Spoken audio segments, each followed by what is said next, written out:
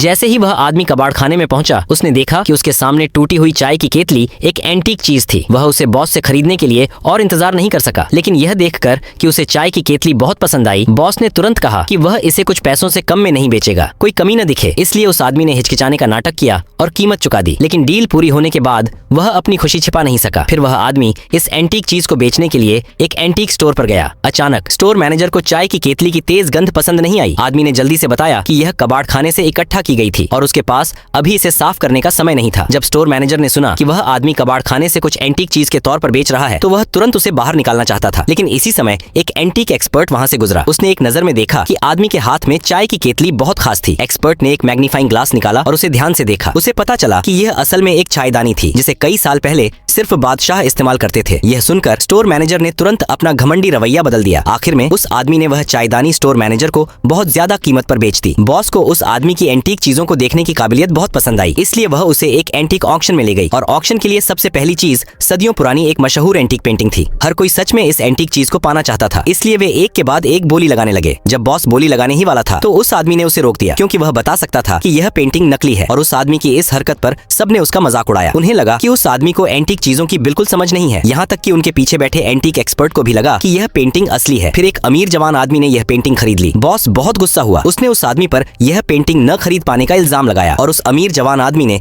गर्व से उस आदमी के सामने पेंटिंग दिखाई। इस समय उस आदमी ने कहा कि वह इस पेंटिंग की असलियत पहचान सकता है। इससे वह अमीर नौजवान बहुत गुस्सा हुआ। उसने उस आदमी से तुरंत इसे पहचानने को कहा। फिर उस आदमी ने पानी का एक घूंट लिया और पूरी पेंटिंग पर थूक दिया। सब हैरान रह गए। एंटीक एक्सपर्ट को इस बात का दुख हुआ कि यह पेंटिंग खराब हो गई, लेकिन जब उसने इसे अपने हाथ से छुआ, तो उसने पाया कि इस पर लगा पेंट एक मॉडर्न इंडस्ट्रियल प्रोडक्ट था और इससे सच में यह साबित हो गया कि यह पेंटिंग नकली थी।